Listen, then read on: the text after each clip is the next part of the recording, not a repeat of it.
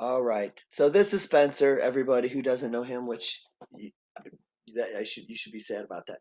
I shouldn't say it. Shouldn't you? Should you? But yeah, you should be sad. Um, so I'm very grateful that you're here with me. I'm very grateful that we're talking today and not yesterday while I was running late and everything was going kind of wild and I was having tantrum. Oh, did the basement get fixed at all, or is? Well, we discovered that it's the refrigerator, Mhm. and then also discovered that because we discovered the refrigerator, it explained that the toilet in the upstairs was leaking into the wall Mm. for I don't know Oh, how long. And damn. then the toilet in the very basement was not working properly and spraying water. Oh, perfect, perfect. That's what we like to hear. So my parents need a new refrigerator and two toilets worked on. I'm sure they're going to be super geeked to come home. Yeah. They're going to be like, let's go back to Florida. What is this? So, yeah. So, like I said, one of my favorite things about you is how eager you are and not eager, I don't know if that's even the right word, but you're so good at making sure you say hello to people and making sure you're aware that hopefully people get seen, Hmm. right? And so, for example, one of the things I really loved is I noticed, um, on Sunday when we were at Sunday Sweat for Vessel, Brad talked about you and when he was the first you were the first person that just came up to him. He was out at the church and you just walked up to him Hmm. and said, "Hey," and he's like, "Okay, like I like this dude because this dude's coming up to me and okay." And that takes a special type of person. It it takes a special type of person, which means a person who values making sure people are seen more than maybe their uncomfortability or their insecurities or their awkwardness of, oh, I don't really know people. Like, oh, I don't really Hmm. know someone. And then what I loved about it, that part was awesome. Then afterward, there was two guys who I overheard talking, um, and and honestly, the biggest like I purposely didn't introduce myself to them because I was practicing the names of the people that I had talked to, Hmm. and I was like, okay, I was just like, I can barely hold on to these five new names, maybe, or four new names. I don't even know if I remember all of them. I don't know if I remember many of them. Now I'm stressing because I don't think I remember any of them. But you, like, they were getting ready to leave, and you stopped them. Like, I don't even know if you remember this. Those Oh, I those remember. two kids, Yes. yeah. And you literally went, "Hey, before you go, what was your names again?" And you just introduced yourself to be welcoming, to be like, hey, I saw you getting ready to leave. I'm Spencer. What are you guys' names? And I couldn't stop smiling because most of us would like that to be our normal state. I know, like, even people who are shy would like to just be like, yeah, I'd like to be able to go up to anybody and just say, hi, I'm so and so. What's your name?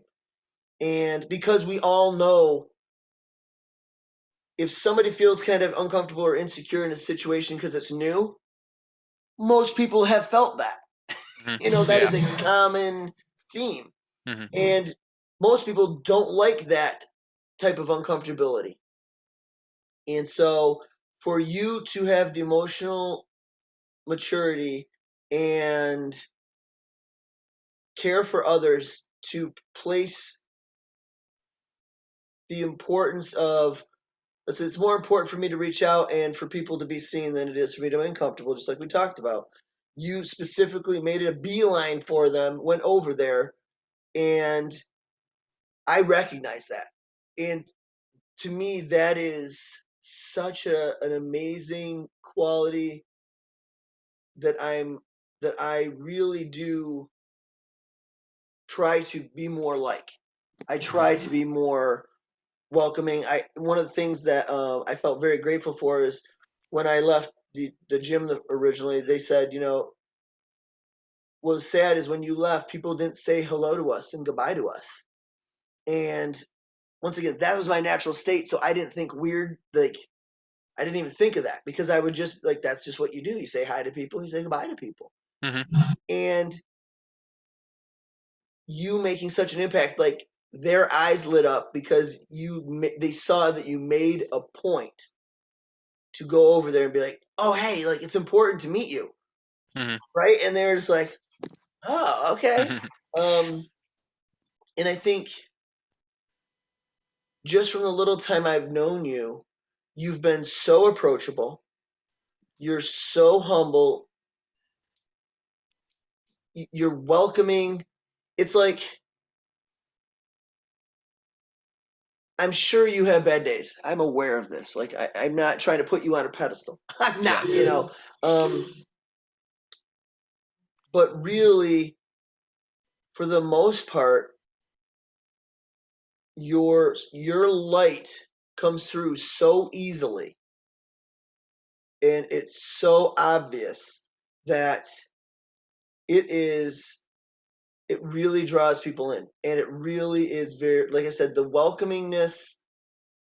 I'm not. I mean, almost at a loss for words of how incredibly caring that is that you do that as a I don't know if it's necessarily, oh, I'm gonna go make sure I say hello to those. I mean, I'm sure you pop in and go, oh, I want to say hi to those people. Hmm. But to you, it's probably not. Oh man, I'm kind of uncomfortable, but I really want to go. You're probably just like, oh, I haven't said hello to them, you Hmm. know, Yeah. and that's not everybody's natural state. Hmm. But almost anybody I've ever come across in 47 years of my life appreciates that, and um,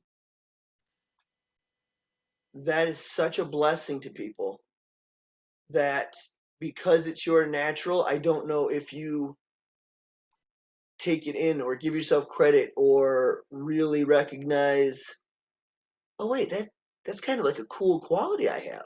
Like that's a cool trait that I choose to do.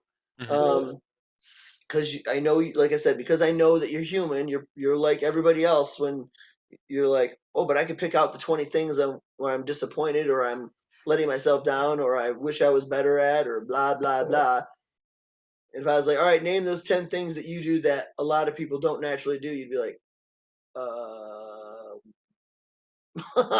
you know? And I think it's important for me as somebody who, really values people. I want to make a point to say that is noticeable and it is magnificent and it's just so warming. I love the fact that you kind of brought it up as a joke about doing the 4x4x48. And all of a sudden you were like, I may have wished to not have said that out loud. And then all of a sudden everybody's like, yeah. Uh, and you did it, which was magnificent. Um, I don't 100% know all the struggles or awesome challenges that you overcame or whatever for that, but I know the openness and the willingness to try things is amazing. And so, I would encourage you to give yourself credit occasionally for it. I'm pretty positive you're not going to sit there and get big headed about it, so that's not a worry of mine. And another thing that I was very grateful for is, when I reached out to you, this was like a long time ago. We were at Maven, and I was like, "Is it okay if I just point something out when we were lifting?" I don't even remember which one we were doing. I don't think it was the 1,000,000 pounds or whatever that was, or 100,000 pounds or whatever that deadlift thing was. Were you there for that deadlift thing? Oh, I was there for the deadlift party. Oh, so many deadlifts. Um, I don't think it was then. I think it was like an Oli, like you were doing Oli. Was it yeah, I mean it for sure was Oli. Was it when you recorded me? Was that the Yes, time? Yes, I remember this. yes. Actually, hold on. I might still have that, and that way I can find out the date. But it was what I felt very appreciative for is that you were so open and so receptive.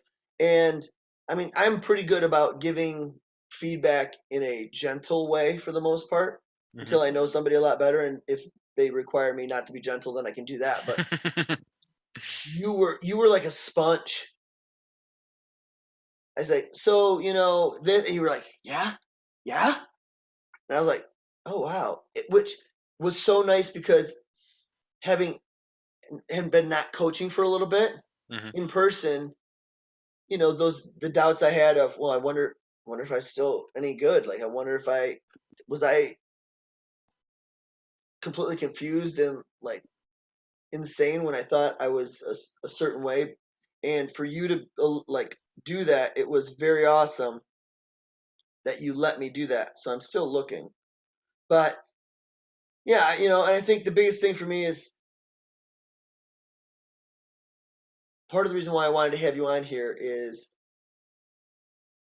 the people who have been placed in my life. God is so not subtle with it, which makes me happy because I'm not smart enough to catch subtle. I'm really not. Like, Same. uh, it's I'm like the best thing I can explain it is I'm like a Labrador Hmm. dog, right? I'm just like, oh wow, like I'm super loving, not sure what we're doing, but I love everybody who's doing it. And so I just, to me, it makes me feel very grateful that yeah, I'm not finding it, but I know we did it, but whatever, it was last year. I just felt very grateful that you allowed me to coach again. And, because then, of course, I remember 2 weeks later, a week later, something like that, I voluntold myself that I was like, oh, I'm going to coach you now and just give you stuff. And you were like, thanks, Jeff. Thank you. And I needed that, especially at that time. You were a very wonderful blessing. And I think to me, I was grateful because one of the things I've been really, really working on for the past over the year now, it's weird that it's May, so it's like a year and a half almost. Um, it's being aware of the moment Hmm. so that because I'm very good now about wow, that was an awesome, like reflecting.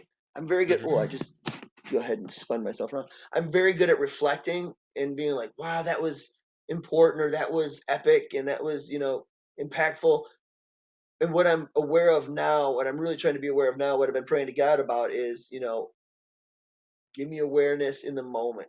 So I'm Hmm. aware of the impact immediately and not waiting for it to waiting for it to mean something. Hmm. Like, does it mean something now? And I was, and that meant something really, really big to me at the time. And I thought that was so cool because your natural heart, you were just like, yeah, you want to video me? Sure. And I was like, okay, um, and I know that you remember that, but I don't know if I really told you how grateful or how important that was to me in my heart, and me wanting to coach again, and me working through the low self opinion stuff, and well, am I really good enough to be a coach? Will anybody want to listen to me? And and then at one point, like after the second week I met you, I was like, he might have just let you coach because he's just such a nice guy. And then it was almost like, yeah, but I don't care because I want to be around him. Hmm. And really, it's just I like being around you. Like there's certain people in my life, which majority of the people in my life now, which is awesome because I prune better, if that makes sense. Hmm. Yes, it makes Um, perfect sense. is really just make me a better person when I'm around them. You are one of them, and it's evident in how happy everyone was for your birthday, and how you know just when when people look at you or hear you, it's such a wonderful thing to see them light up looking at your light, because it really is just a reflection, which is so amazing. Mm. I try not to say amazing so much because people get like a little weirded out. I try to say impactful, but it's not. It's like amazing is not even strong enough to see how other people respond to you. Mm. And like those two kids who I now, of course, regretful that I didn't introduce myself, you did. And it was awesome to be aware of that moment, even though it had nothing to do with me and everything to do with just you and your heart and your servant heart, really is what it was. Mhm. So yeah, those are pretty amazing, kind of big deal things. So I wanted to share that with you, and I wanted to make sure I shared that with people on here, and anybody who ever goes on in the future or whatever and looks at it and watches it, because there's certain people in the world that need to be out there more. Mhm. You are one of them. Thank you, Jeff. You're very welcome. So what's your story, Morning Glory? How did you basically, like, when you met Brad, how did why what had pushed you to start going to that church? So, well, I mean, I never grew up with God or religion. I mean, I guess like the my mom and I'd say like God, she'd be like, "Don't take the Lord's name in vain." That'd be it. That's it. Didn't go to church. That's all it is. That's just that right there. So I was like, all right. There's no And real then frame of reference there. Okay. yeah, exactly. So then I started growing older, and then I was working at Culver's, and I was 18, and then there was this girl, and I kind of liked her. She was like, "Oh yeah, I'm a Christian. I go to Kensington." And I was like, I was an atheist at this time, and you know what nihilism is? Yeah. Yeah, Nothing I matters. was. Yeah, exactly. That's where I was at. Nothing matters. And then I started going to church, or I mean, I started going to church because of her. And then she stopped talking to me. And at this point, my finances were terrible. This is like my first semester at college, so I spent $3,000 in like 4 months on like useless stuff. And then my grades were crap. My social life was crap. I didn't like who I was. I was always depressed. Like every day I woke up, I was always anxious, depressed. I had suicidal thoughts. And then she told me about Kensington, and I was like, all right, well, I mean, I guess it's really the last shot I got, right? I was like, I might as well try this and see what it's like. And then I remember I watched a Cody Wilson sermon on what was it on? It doesn't matter what it was on, but there was a prayer at the end, and he was like, I want you to. I recited the prayer with them, and it was like, I give my anxiety to you, I give my depression to you, God. And this is like the first time I really prayed, and I literally felt like take his hand and reach all the way down to my brain and pull out the anxiety and depression and all the suicidal thoughts and all that stuff and just pull it right out. And then I sat there for like 30 minutes in like pure like bliss. Like I've never experienced that in my life before. And like nothing could touch me, nothing mattered. And it was like in the good way, nothing mattered. Like Yes. No, nothing. I know. Yeah. And I was like, after that, I was like, wow. I'm like, all right, that was real. And I'm gonna try to find out whatever that was. And then so I started going to Kensington. I started going to 1829. And it was funny because it was my first week there. I was just that dude leaning up against the wall, not talking to anybody, going on Instagram. And then this kid named Jacob, who's my friend, I still talk to today. He came up to me and said hi. He was the first man that ever said hi to me at Oh, 1829.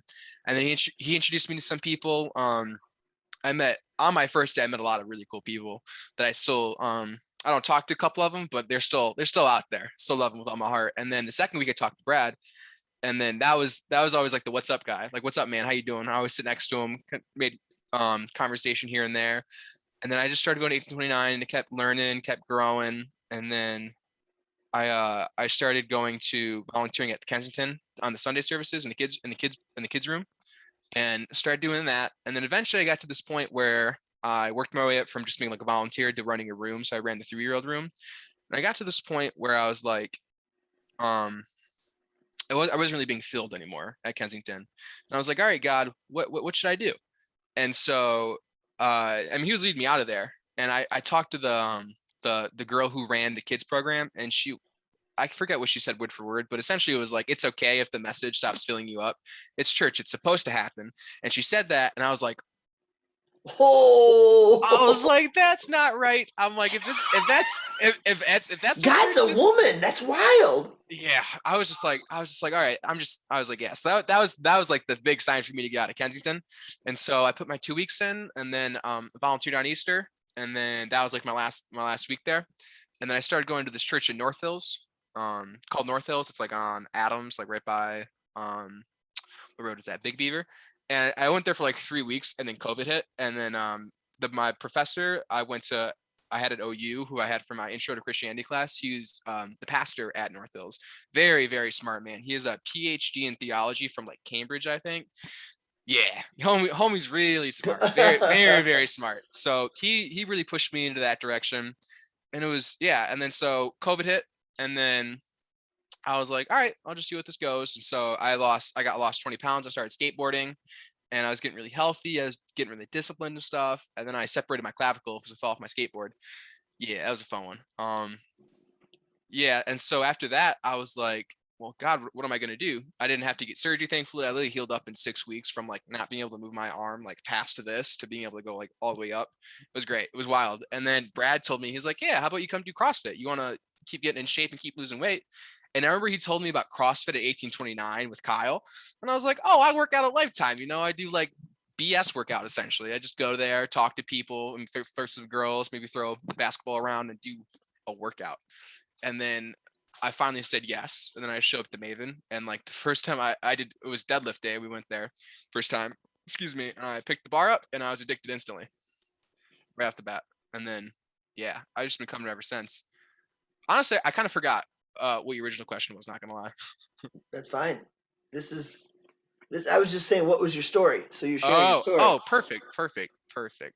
But yeah, I've always been, well, I guess going back to where I'm an only child, so like my entire life I always had to make friends, which is why I'm good at talking to people, because I've always had to put myself out there.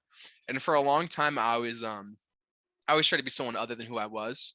And then when I found God, it was like, you're gonna be who you are, who I made you to be.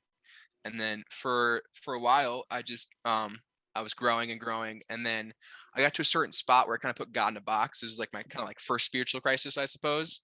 And I went to a retreat through 1829. It was called Rise, and I went up there, and I remember I got up there, and they were talking about the big part of it was intentionality, and my whole thing was like, every day I would write in this journal. I do like or what was it? It was like a couple things I'm appreciative, a couple questions, and then maybe like some other thoughts. And there was like no meaning behind it. I didn't really put any effort into it. It was just something I had to check off my list to Yeah. get it done. And then I got there, and I realized what I did, and I was like, well, shoot. I'm like, I'm sorry, God. I didn't mean to put you in that little box. And you're so much more than what I think you were. And then I remember I asked him, I was like, who am I? And I remember three words came into my head, and it was compassion, forgiveness, and power. And I was like, oh. I was like, all right. And like I knew that was God because I didn't have the self-confidence at the time.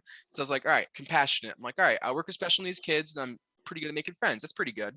And then forgiveness. That girl who brought me to Christ, she when she stopped talking to me, she like ghosted me, just like completely stopped communicating with me, even though I worked with her, which is great. And then she started talking to my best friend who also worked with us. So the forgiveness made sense because I forgave my best friend. I didn't feel any ill will towards him, and I forgave the girl, and I didn't feel any ill will towards her either. And it was funny too because she actually she apologized to me that night too, or like that retreat. She came up to me, she's like, "Hey, can I talk to you?" And she gave this whole like thing. I'm sorry. I know now what I did was wrong, and I was like, "You're good. I forgave you a long time, but I'm happy that you Yeah, forgave that's yourself." good self-awareness too, because Yes. But and then the last one, it was like power, and I was like, I'm like, I don't really know if I have any power, God. I'm like, that's the thing that really I knew it was God, is that third one didn't never made sense to me, and it's starting to make sense to me now as I go on. And like I don't know, I just like I remember I was talking to my therapist at the time, and she was like, she started crying when I told her that. She was like, you're the one who brought me to Kensington, like you're the one who, because she was a Catholic at the time. And when I first started going to her, that was also when I came to Christ. Like the second thing he made me do was go back to therapy. So yes. Um, but she was like, yeah, you're the person who brought me to Kensington, because I was a Catholic before that, and I was going to all these different churches and going to mass, and I didn't really get filled up, and I wasn't really feeling the Lord. And I went to Kensington, and then all changed. And so through that, she was able to bring Christ into the therapy room for like a whole lot of other people too, which is kind of That's cool. insane. Yeah, I was sitting there, I was like, "Are you sure that was me?" I was like, "What are you talking about me?" I was like, "Hold up, yeah." But now it's just, I don't know. I see the path ahead, and I'm a very naturally curious person, and I know God's going to use that. And like when you came along, like you're the unicorn, Jeff. I love you dearly because it's like because at that time I was trying to. I'm not trying to get big and all that fun stuff, but like I couldn't hit the range of motion needed to get into the positions that I wanted to do. And then you told me all the things that were wrong and that I could fix, and I was like, oh, he's got answers. Okay, this is what I need to lead into. So yeah, now it's just, yeah, I'm just following the path, and God's just providing people with the answers. It is so huge and so fun. Yeah, like power. Because power, it's such a, if we go by the human or the, not even human, but like, yeah, like power, really? Like, what power do I have? Yeah. And then I realize, you know, power of helping or showing somebody, being an answer to a prayer for someone. Hmm. Like, so by you being on the journey, you got your therapist, like follow this strand, if you will. Hmm. So you're like, okay, this girl who doesn't even end up with you, Hmm. which is kind of how God's like, whatever, dude, I'll use whoever I need to. But Exactly. this girl's Exactly. talking to this girl because you're like, dude, you're pretty. Like that's why I went to um teen, not classes, but like one of the churches I used to go to, Ward Presbyterian, like years and years ago before it moved and stuff like that. And they had like a teen group. Well, that's where I could meet my girlfriend because I didn't have a car. So she Mm. was like, "Well, I'm coming to church." I went, well, "I'm going to church. Here's where we're going." Um, so he utilized, better term than used, but he utilized her to bring you there to just kind of show himself to you a little bit, and then all of a sudden you're like, oh yep, hungry, I want more, and then all of a sudden you're like, therapy, I guess that's a great idea too, let's go. And then all of a sudden now she went, oh, I'm gonna go to that church, that seems like pretty awesome. And like you said, then she's now doling out that to everybody in her therapy. Hmm. So Yeah. you will never know how many people your actions have touched. Yeah. And so to me, this is where I'm going to get emotional, because you were touched, you don't let any of the bull stuff, any of the junk, Hmm. which is the fear part, like insecurity, uncomfortability. What are they going to think of me? How will I look? How will I sound? Blah, blah, blah, right? Hmm. You don't let any of that. Nope, that's not the important part. The important part is show up and be of service. So like, somebody came up to me and said hi to me, and I was on the side. So I'm like, oh, I see me over there. His name's Brad, but I see me. And Hmm. you go popping over there, and you're still doing that. You're doing that with those two kids, and it's like so wonderful because I didn't know any of your backstory. I didn't know that, you were just like suicidal, and because my thing is, I was raised Christian. I Hmm. was raised with two loving parents. My dad was a using alcoholic at the time, but he never hit us. He just wasn't emotionally available. Hmm. I mean, um, and like they still are married. I was like an upper middle class at one point. I think my dad was like the second or first or second richest person in the town we were growing up in Mm. Three Rivers, where the pit was. Like, Oh, really? That's where you grew up. yeah, he built like 50. He was building 50 houses a year. That's so cool. That is That's full so. circle right there. That's part of the reason why when that's part of the reason why I got really into helping Stephanie, who is the lead on that for the pit. Yeah. And then she ended up being recovering. She's Azariah's mom. and so like we just talked last night for an hour. And we were going to talk for 5 minutes, and she went, "Well, I'm kind of struggling with something," and so I'm like, boom, went in the bedroom, like, okay, let's listen. Mm-hmm. What's going on? And it's just amazing how being available and open to opportunity makes all the difference. And that's what I've been doing since I went to Maven in the first place to interview Brad Mm-hmm. Berlin, and not even the Cross Brothers. So the fact that you you were there and you're still just available to be a light is, oh, it's fantastic. And that's selfishly, I love soaking it up. I do, because I'm good. I'm like, yes, Spencer, life makes me happy.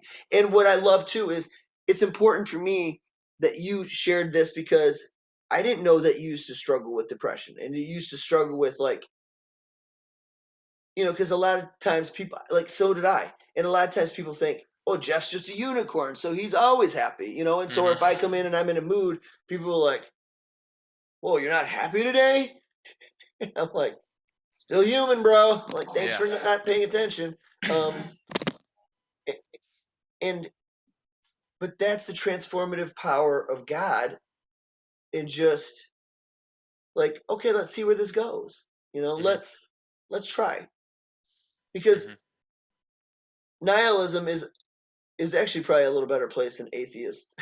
You know what I mean? Because it's almost like, well, I don't know if anything means anything. Yeah. And then you're like, well, are you sure it doesn't mean anything? Well, no, I'm not sure about anything. So I Mm-hmm. mean, I guess. Um, so I very much appreciate that you make an effort and that you let God in, and then you were like, let's do some more. Let's do some more. And I know it's not without struggle, and I know it's Mm-hmm. not without challenges, but it's what you're doing is so important and bigger than you know, and needed.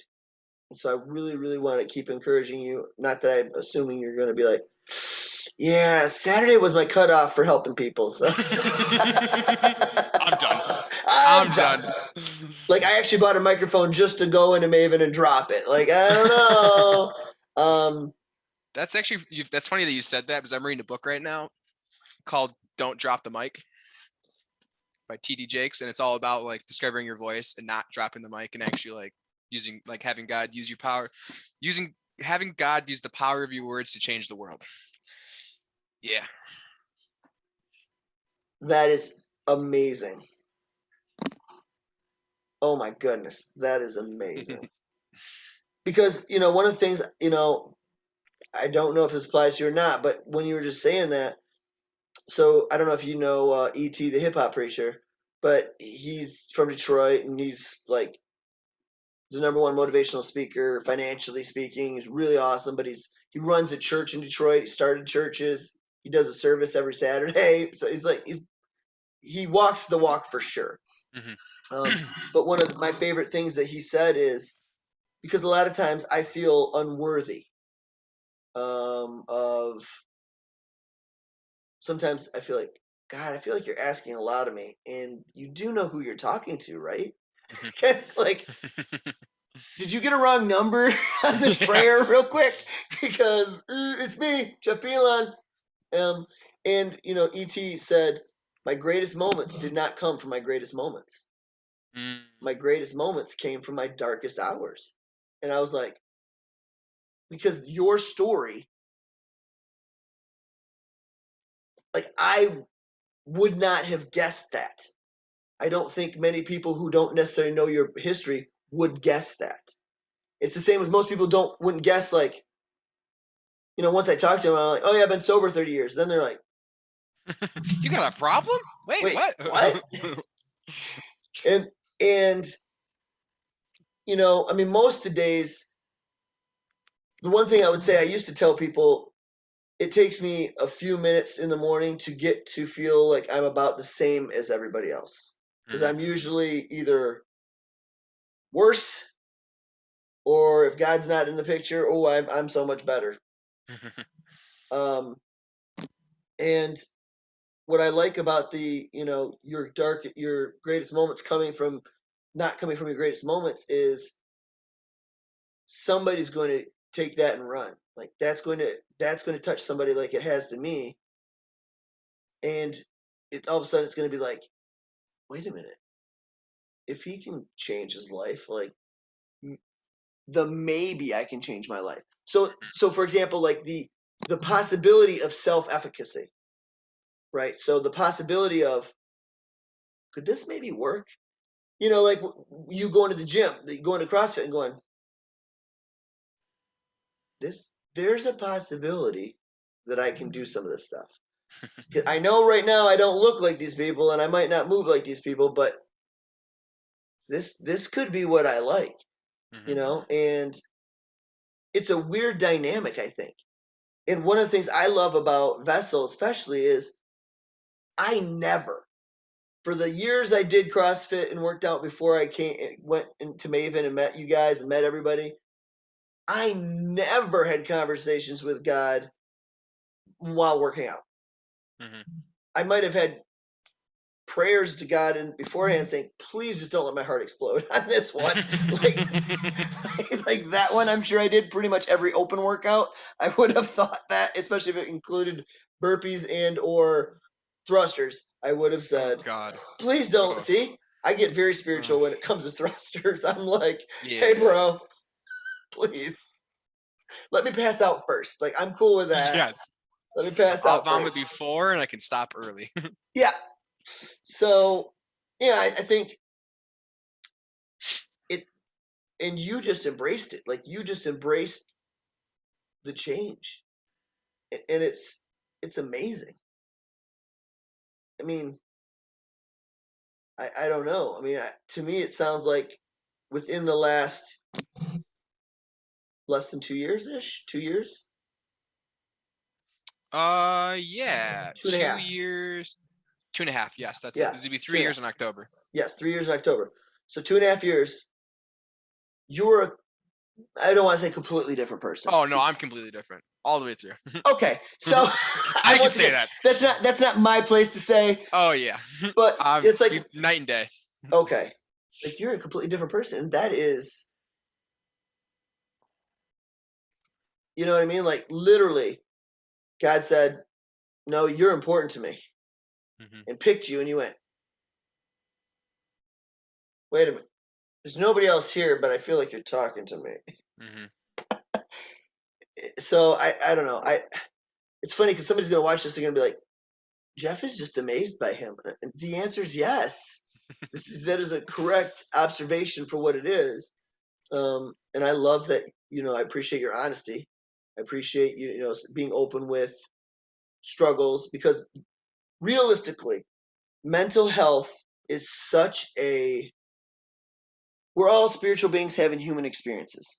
I love that saying. I heard that in AA long time ago, and I was like, ooh, I like that. I can relate to that. And so, first of all, if there's words for what we're thinking or what we've done, we didn't create it. So it's like, oh, I'm the worst person in the world because of this. Really? Has it been named? Well, yeah. Then you weren't the first person to do it or think about it. You're okay. And that was a really good way for me to think about, oh, wait, okay, so mentally speaking, I know some of this stuff isn't good, but I definitely am willing to not have these things. I'm willing to be different. Like, but I just kind of need somebody to show me, because I had no clue how to do it by myself. I just didn't. Like when I was suicidal and I would carve my arms, and I took 30 pills one time and woke up like blacked out, but still did stuff. This was on a Monday before school, and then or at school somewhere before school. I remember coming home. I don't remember the day. I remember coming home, opening the door, and then dropping. That was a Monday, and then Wednesday afternoon around lunchtime ish, I woke up in school. Like, but I'd gone through Tuesday, I had finished Monday somehow, and I had done part of Wednesday somehow. Hmm. How old were you? And I didn't want to die. I didn't know how to be different Yeah. How because old were you for this? I was 15, Oh, okay. and so I didn't fully embrace God because I was still. When I say I was mad at him, I was mad at him because I felt so unworthy of his love. I felt unworthy of. I felt like, well, first of all, I'm not a man because I'm only 5'5". I'm not all this stuff that was in my head, Hmm. But yet my parents were, like I said, that's why I was brought that point up earlier. My parents are still married. Mine was all self-induced. Hmm. There was no real external reasons why I should, excuse me, be struggling or anything like that. And so what I like is your story is different than my story, which is different than Brad's story, which is different than Kyle, which is different than Ethan or anybody else. They're all different, and it makes up the mosaic of humanity. Hmm. You know what I mean? And that's why I love staying open with. There was another time, like a month, 2 months ago. Well, yeah, I guess before COVID, so 2 months ago ish, where I was kind of standing there or sitting there or something, and I was talking after the sweat, and I looked around, and you and I think a couple other people were there. I think didn't you say like, well, I just learned 4 life lessons or something like that, or you like somebody said that, and they're like, I feel like I just learned 4 life lessons while listening to you, and I was like, oh, okay, because I was just literally being a vessel, and God was just utilizing me, Hmm. and but that's one of the things I've been doing with making sure, like with this thing, part of it is what we focus on grows. That's common sense. So when I focus on God, I'm more grateful. I'm all the things that God is. Oh, it's so weird, but it's not weird. Um, but what I focus on grows, and so I've been really focusing on intention, like being intentional. So I'm going to reach out to you. I'm going to make sure you're part of the prune tree in my life that's going to be important. And the Cross Brothers, and going to the pit, and my Instagram feed, people talk about, oh, it's such a struggle, and low self-esteem with Instagram and social media, and I'm like, so almost all my social media posts on Instagram are people I know and people who are really trying to be better humans. Hmm. So I love that, and half the time I read posts and I cry because I'm so inspired and loved and feel grateful. And then my Facebook is a lot of memories, pictures, and reminds me of my friends and people who I've cared about in my life and met in my life, their birthdays. So Mm. that's what I use social media for. Hmm. So social media I don't get disappointed when I'm dealing with social media. I get inspired. I get more motivated. Hmm. This is social media. So it's like being intentional with what I'm doing is what's going to be like being intentional with my relationship with God, being intentional with my, being Christian Hmm. is huge. And I don't know. I love having these conversations with people who are you and all these other people who I've talked to, because everybody's different, but some of the common traits are pretty easy to see. Humble, open-minded, willing, honest. Mm. Like those are the 4 across every person I've interviewed. It's like 30 something people or whatever now. They're all those things. So Because everybody humble. else I've been impacted, but it's, What was it? So it's humble, well, honest, so basically it's willing, open to honest, it's the opportunity. how to be a good person, honest, open slash open-minded, and willing, Mm. and then humble about it. So I've added the humble because that's what everybody said. Like when I give you compliments and stuff, you're genuinely like, thank you. And if you go through all my interviews slash connections, whatever, they're all the same. They're all like, thank you. Thank you for doing this. Thank you for thinking, like being important enough for you to like interview or whatever. And I'm sitting here going, yeah, that's literally not figuratively, literally the least I could do to have, how much better of a human I am having had you in my life. Like to me, that's what these are. And I think that's a huge statement because that's not how I ever felt when I was growing up. I just Mhm. didn't. I don't know why.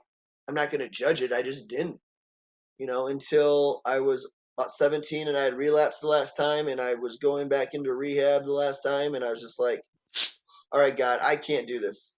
And I felt him, like you said, pull you out. I felt him like grab my hand and say, okay, now we can. So Mm. it's literally like, I can't Mm. do this anymore. And he was like, okay, now we can get to work. Like we can do this. Come on. And Yeah. he held my hand. And honestly, I don't remember. I remember walking to the building because I was still high. I was still on cough syrup. So I was like, so my dad popped his head out and said, "Are you coming?" I was like, "I need a minute." And I had the clarity to talk to Jesus, and I said, "Lord, I cannot do this. I don't want to die. I want to be better. I just don't know how, and I don't believe that I can do it." And he said, "Okay, now we can." Mhm. And guess who helped me focus on that's what it was when I interviewed Brad last year for this. Mm. He wasn't even alive when God had spoke to me like that. Mhm. He was getting ready to be born, and God was already like, "You're gonna just blow his mind when you're 29, buddy. Don't worry about it." And so I love that. Like to me, that's just wild that happens. So what's your summer look like? What are you thinking? What are you excited about? What do you want to do? Where are you where are you lighting up next? That's a good question. I don't know. I'm trying to be a builder. That's what I'm trying to do. You want to build general contractor? Oh, no. I mean a builder of like the kingdom. Okay, okay. Yeah, that type of thing. I'm trying to I connect thought you were gonna people. talk to Mia's dad or something. I was like, Oh, oh, no, okay. no, no, no. No. Yeah, I'm just, I don't know. I got a couple of people, Matt Ritchie, right? So I've never met him. I mean Oh, Papa perfect. Thicky or whatever his Yeah, name Papa is. Thicky. Yeah. Yeah, If you're there Sunday, I'll introduce you. because But he I'm was there trying to. last Sunday, wasn't he? Yeah, I asked him to actually. I was like, "It's my birthday. Can you come out? I really appreciate it." And he's like, "Yeah, I'll come out." And so I was hoping for him to stick around for the message. That was my goal to get him for that. And then he didn't really. We're warming up, and I was like, "Well, God, I hope that pop ticket comes on time." And I was like, "I ain't gonna worry about it. I'll let it be on God's time." And sure enough, he showed up at the perfect time. We did the message, got him in the prayer circle, sat around there for a little bit and chatted, and then he left. And then Brad told me that he was like, "Yeah," he was talking to Brad, and he's like, "I'm definitely not gonna be able to do the workouts you guys are programmed because I need a rest day, but I'll come and ride the bike on Sundays for a little bit." And I'm like, "Perfect, perfect. That's all I need." And then Mia, I told Mia to come, and I was like, "Yeah, come. It's my birthday. I'd love to see you. I want to see everybody that I love." And she's like, "Yeah." I remember Brad was telling me um that she was looking for people that are her age that want to pursue Christ and they're into fitness, and Vessel's just that.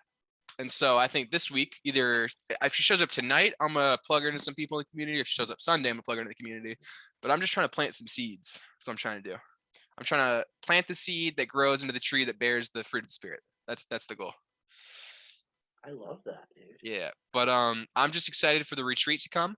I'm excited for that. I'm excited to see what God's gonna do, and I know God's gonna move, and He's gonna move, and it's gonna be great. And I'm excited to watch it all go down, because it's like I don't know. It's like now, it's like I've been filled up, so now I can fill other people up.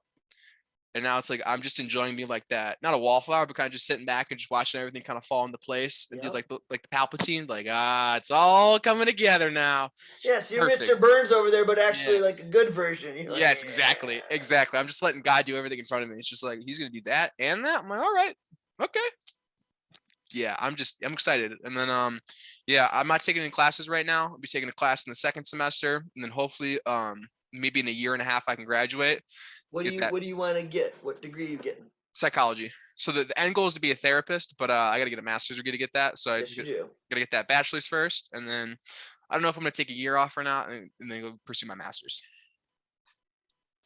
That is Yeah, pretty awesome, dude. yeah. But I mean, I don't know. The goal is just to be disciplined this summer, and get skinnier, get more in shape, get healthier, grow more farther into God, and just let him do. I mean, I'll let him have control, right? I don't know. I used to have really bad anxiety of like FOMO and like fear of missing out and like all these different things. Now it's just like I'm not gonna worry. I give that to God. It's all his. He'll find something to do in my time. Oh my gosh, for sure. Well, and what an amazing, because of everything you struggled with slash gone through, all that stuff. That's what's going to help make you such a good therapist. Mm-hmm.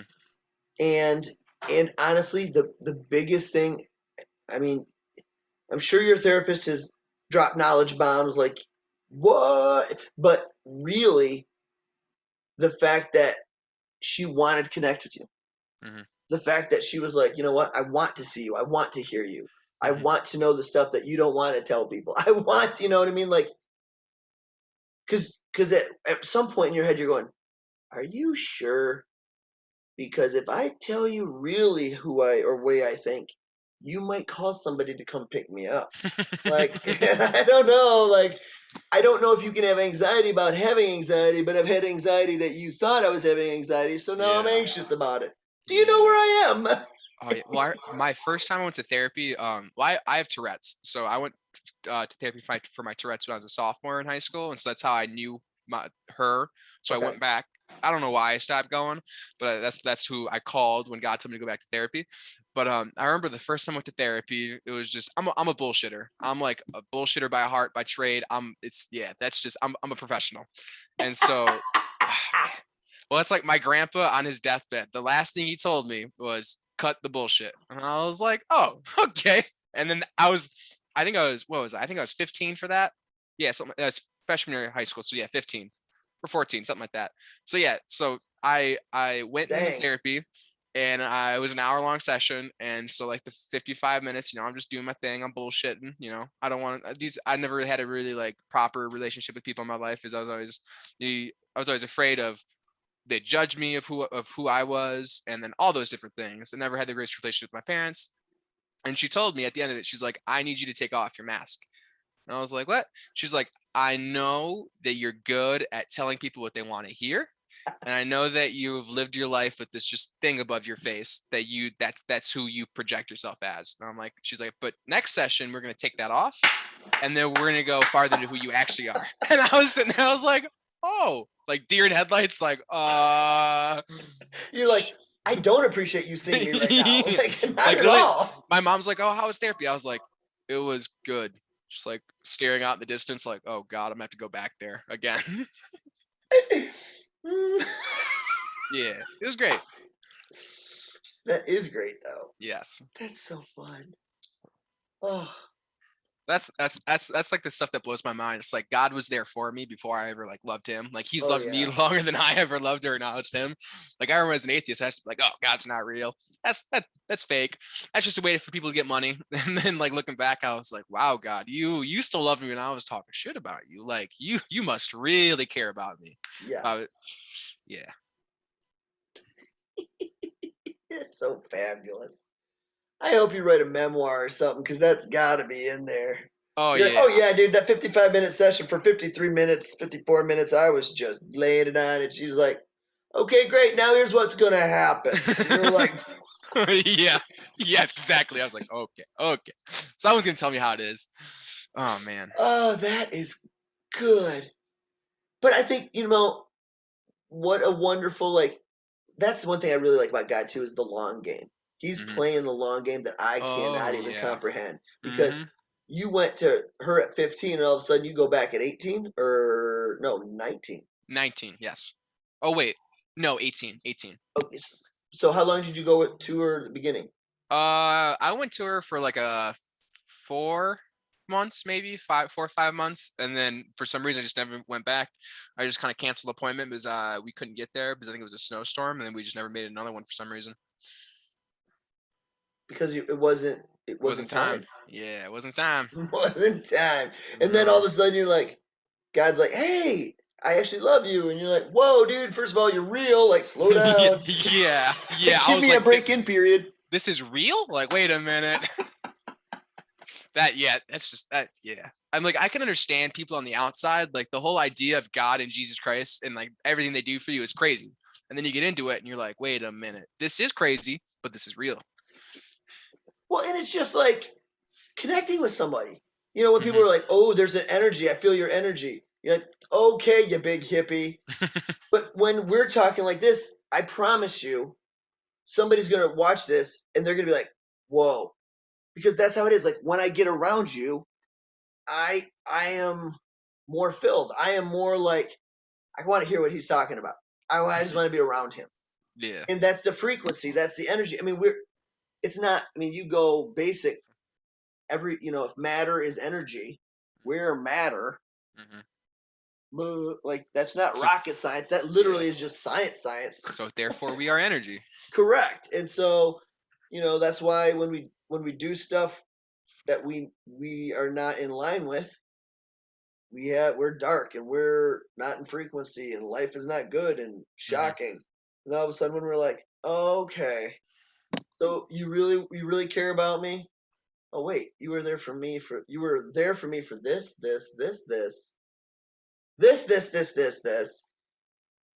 It's mind blowing. I know.